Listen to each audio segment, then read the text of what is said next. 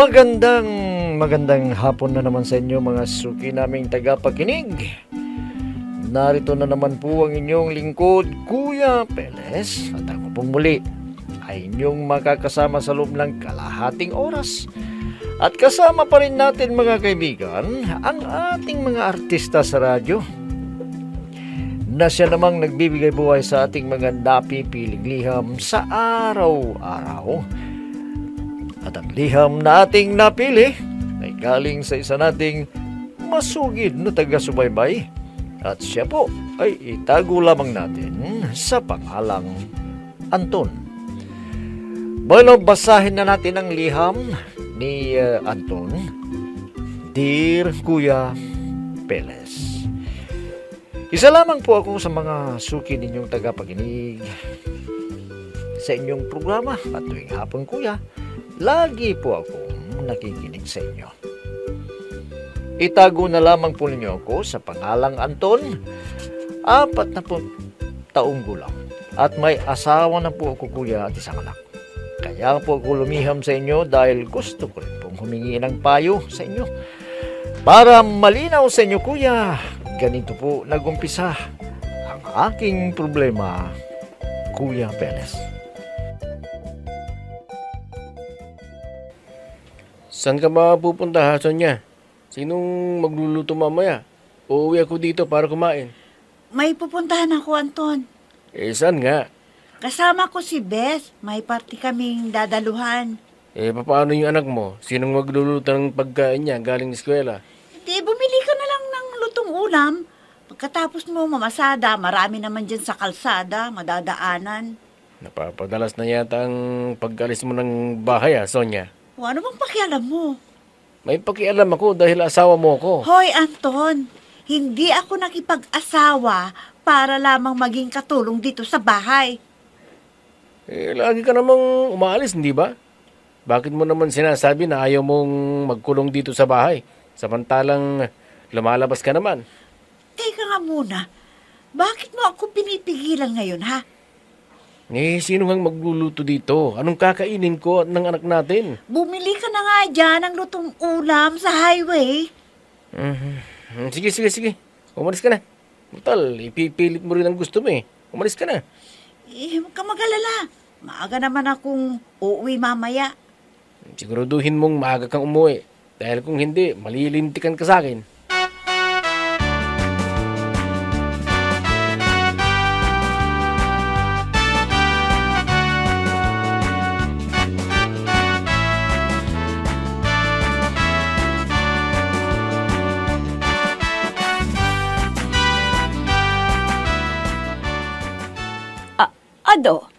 Aalis na naman ang asawa mo. Saan naman daw siya pupunta? Kasama daw yung kaibigan niya. Dako, Anton. Nabibihasan na yata yung asawa mo. Pati anak ninyo. Hindi niya nagagabayan. Yun na nga po, inay. Pagdating ko galing mamasada, wala man lang akong makain. Pati si Angie na galing eskwela, walang makain kung minsan. Sabihin mo kay Angie na pumunta na siya dito. At dito na siya kumain mamaya. Para kahit hindi ka na umuwi doon, wala namang problema. Sige po, inay. Salamat po. Dako, Anton. Subaybayan mo yung asawa mo. Baka iba na ang ginagawa niya. Hindi naman po siguro, inay. Dahil kasama niya yung kaibigan niyang si Beth. Siya, sige. Wala na akong sinabi. Sige po, inay. At sasabihin ko mamaya kay Angie na dito na lang siya dumiretso para kumain pagkagaling eskwela.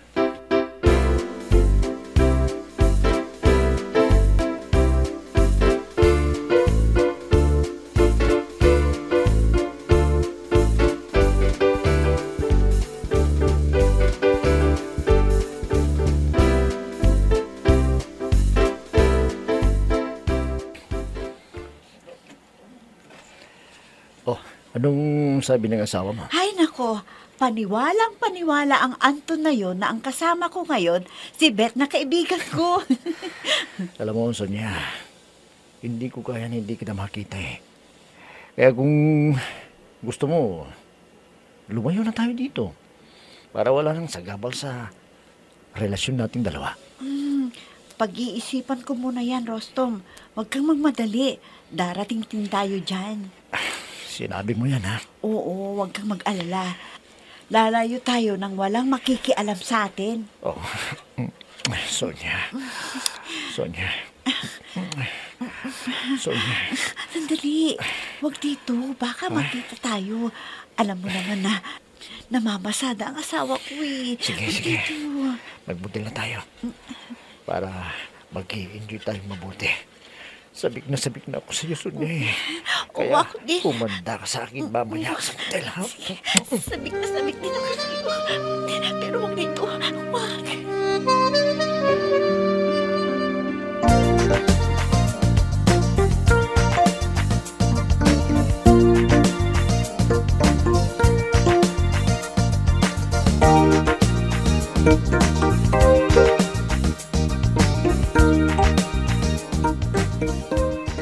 Inay, ano yung nangyari dyan sa lig ninyo?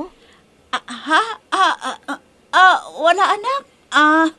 Kasi nangati kanina kaya ito nambula. Hindi ko napansin ito Ganun ba, Inay? Inay, saan ho ba kayo nanggaling? Kwan, doon sa kaibigan ko si Auntie Beth mo. Oo, doon. Ganun po ba, Inay? Siya nga po pala, Inay. Pwede po ba sa linggo labas naman tayong tatlo ni Itay? Ha? Ay, naku anak, hindi ako pwede. Kayo na lang ng itay mo. Bakit naman po, Inay? Linggo naman po yun Ya, anak, alam mo, tinatamad ako. At isa pa, marami akong labahin. Di sa pagdating nyo na lang. Hindi pwede, sabi ko sa'yo ang kulit mo. Pasensya na kayo, Inay. Paano kasi ang kulit mo? Sinabi nang hindi pwede. Kayo na lang ng dalawa ng itay mo. Hindi na lang, Inay. Bakit? Kung hindi ako sasama, ayaw mong kasamang itay mo? Kasi yung ibang pamilya kumpleto sila. Pag-araw ng linggo, sumasama silang lahat. OA lang ang mga yan. Kaya wag mo silang gayahin. Inay!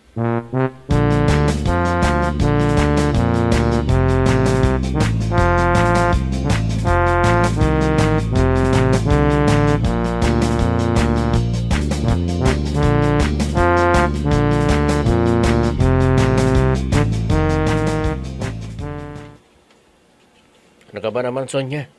Naglalambing lang naman yung anak mo. Ang kulit kasi. Siguro gusto lang niya na magkakasama tayo. Araw naman ng linggo Marami akong gagawin dito sa bahay. Ano ka ba naman? Hindi mo man lang pagbigyan ng anak mo. Bakit? Kung may pinupuntan ka ba na pinipigyan ka ba namin? Bakit hindi mo man lang mapagbigyan ng anak mo? Hindi ka ba nakakaintindi ha, Anton? Marami akong gagawin dito sa bahay. Ang dami kong labahin. Bakit? Matutulungan niyo ba ako?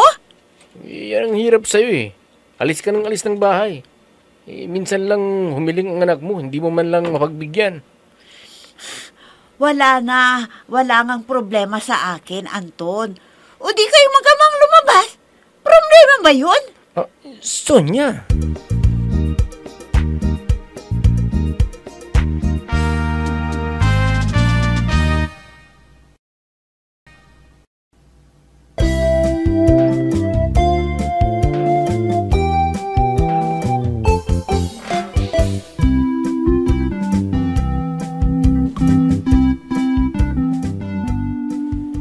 Parang wala nang panahon sa amin si Sonia, kuya. At nagtataka ako, kuya, kung bakit kapag kami ang nagyayaya sa kanya para lumabas o kaya ay magsimba, ay wala siyang panahon. Pero kapag ang kaibigan niya, kuya, ang nagyayaya, ay hindi niya ito mahindian.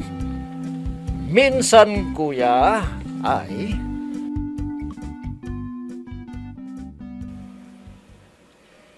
Inay, nakita niyo ba si Sonia? Kanina ko pa siya hinahanap Dako, adak.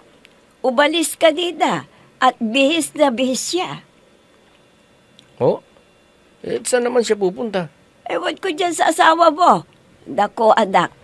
Manmadan mo yung asawa mo. Baka may milagro ng ginagawa yan. Inay. Hindi sa sinisiraan kong asawa mo, Anton. Ikaw din. Baka magsisi ka sa bandang huli. Baka naman kasama na niya yung kaibigan niyang si Beth. Taga saan ba yung Beth na sinasabi mo? At tanungin mo kung lagi silang magkasama para malaman mo kung nagsasabi ng totoo ang Sonya na yan. Oo nga, no? Sige, hayaan niyo, Nay. At kapag nakita ko si Beth, talagang tatanungin ko siya. Alam mo, anak, matagal na akong nagdududa dyan sa asawa mong yan. Inay, hindi ako maniniwala hanggat hindi ko nakikita. Ha? Anton!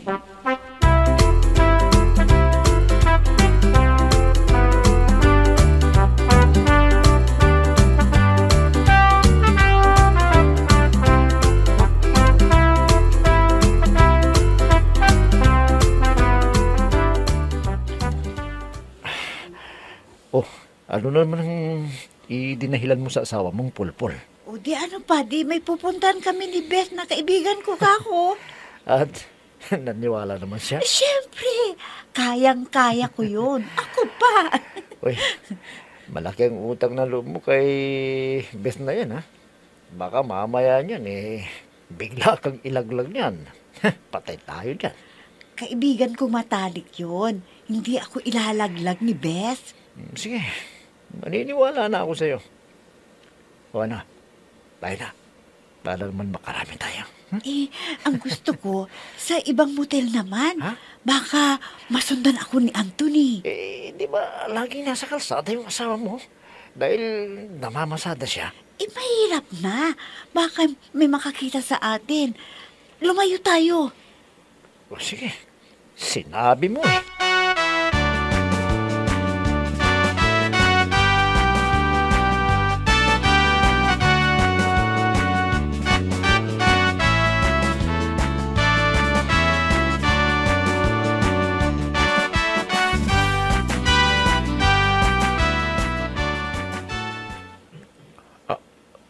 Ha? Anong ibig sabihin nito, Sonya? Bakit may dala kang malaking maleta? Sadyang hinintay lang kita, Anton. At magpapaalam na ako sa'yo. Oh, Sonya. Tutal, lagi naman tayong nagbabangayan. Kaya tatapusin ko na ang relasyon ito. Pero Anton. Sonya, bakit? May nagawa ba akong mali sa'yo? Simple lang. Hindi na ako masaya sa'yo. Anong ibig mong sabihin? Sasama na ako kay Rostom. Siya ang makapagbibigay sa akin ng mga pangarap ko. Tutal, hindi naman tayo kasal, hindi ba? Pakakasalan ako ni Rostom. At naniwala ka naman? Binobola ka lang ng lalaking yun. At isa pa, paano kung malaman ng anak mo to? Dalaga ng anak natin. Di bahala ka na magsabi sa kanya. Iya nga, itinaon ko na wala siya para hindi na ako makonsensya. Parang awa mo na, Sonya. Huwag kang umalis. Buo ng pasya ko, Anton. Wala sa iyo ang hinahanap kong kaligayahan. Na kay Rostom ang lahat.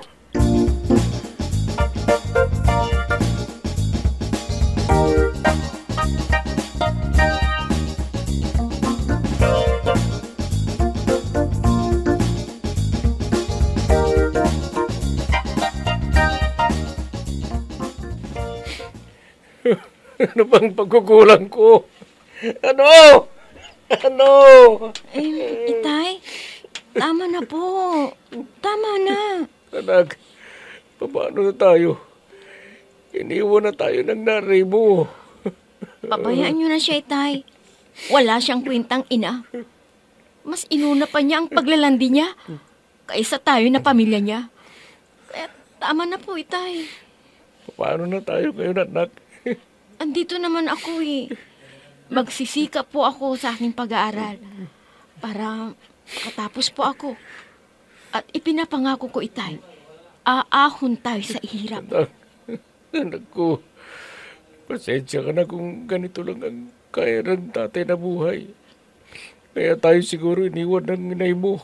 Hindi, Tay. Sadyang malandi lang ang inay. At wala siyang kwentang ina. Kala ko pa man din, mabuti siyang ina. Yun pala, salbahe siya.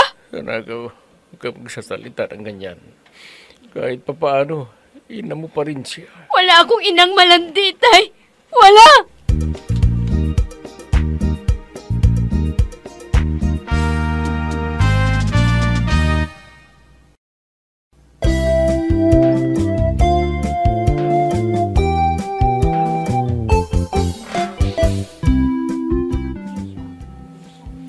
Masakit ang nangyaring ito, kuya, sa amin ng anak mo. Harap-harapan, kuya, na sinabi ng aking asawa na hindi na siya maligaya sa akin. Hindi pa naman kami kasal ni Sonia, kaya wala pa akong karapatan na pigilan siya dahil nangako rin ako sa kanya, kuya, na pakakasalan ko siya. Pero hanggang ngayon ay 15 taon na ang aming anak, hindi pa rin nangyayari ang pangako kong yun. May kasalanan din ako, kuya. Pero ang mas naapektuhan dito, kuya, ay ang aming anak na dalaga. Ano po ba ang dapat kong gawin, kuya? Sana po matulungan niyo ako sa aking inilapit na problema. Lubos na gumagalang, Anton. Alam mo, Anton, talagang napakasakitang nangyari sa iyo at sa anak mo. Mabuti sana kung wala kayong anak. Hindi dalaga na siya at sobra siyang nasaktan sa nangyari sa inyong dalawa ng magkasawa. Ikaw naman kasi, Anton, bakit umabot pa sa ganito na hanggang ngayon ay hindi mo tinupad yung pangako mo na pakakasalan mo siya? Dalaga na yung anak ninyo. Magkukulehiyo na yan. Siyempre, nakakita siya ng lalaki siguro na pinangakuan siyang pakakasalan siya o kaya siyang pakasalan. Kaya ngayon, biglang nagdesisyon na iwan ka. Yung mga panahon na madalas pala siyang umaalis ng bahay ninyo, lagi pa lang magkasama o nagkikita ng kanyang lalaki. O kaya nagmumutil sila. Hindi ka man lang nakahalata dahil may dahilan siya. Sinabihan ka na ng nanay mo na baka may ginagawa siyang masama o milagro, hindi ka pa rin naniwala. Ngayon, nagkamali ba ang inay mo? Totoo pala na may lalaki siya at ngayon tuluyan ka nga na iniwan ng asawa mo, at yung anak mo ang medyo pinakabito dito. Anton, total hindi naman kayo kasal. Baka may isang babae siguro na para sa'yo na mas bagay kayo o kaya mas matinong babae at mapagkakatiwalaan kaysa sa kanya. Igalang mo lang yung panay mo. Kabayaan mo na siya. Total may anak ka naman. May anak naman kayo. Naiwan sa'yo. Siguro, pag-aralan mo lang kalimutan si Sonia. Kagaya ng sabi ko, hindi pa naman kayo kasal. Huwag mo lang bigyan ng pansin yan dahil lalo lamang bibigat ang nararamdaman mo. Ituon mo na lang yung pansin mo sa inyong anak. Pag-aralin mo siya. Nangako naman yung anak mo na sa sandaling makapagtapos siya, iahon ka sa hirap. Bata pa ka man eh. Pwede ka pang makatagpo ng babaeng mas karapat dapat sa'yo at hindi ang Sonia na yan. Nanlalaki at hindi mapagkakaniwalaan. Bueno, yan na lamang siguro masasabi ko sa'yo, Anton. At naway kahit papaano ay napayuhan kita sa iyong nilapit na problema. Bueno mga kaibigan, hanggang bukas na muli sa ganito ring oras at himpilan, inyong abangan at pakinggan ang programang Peles at your service.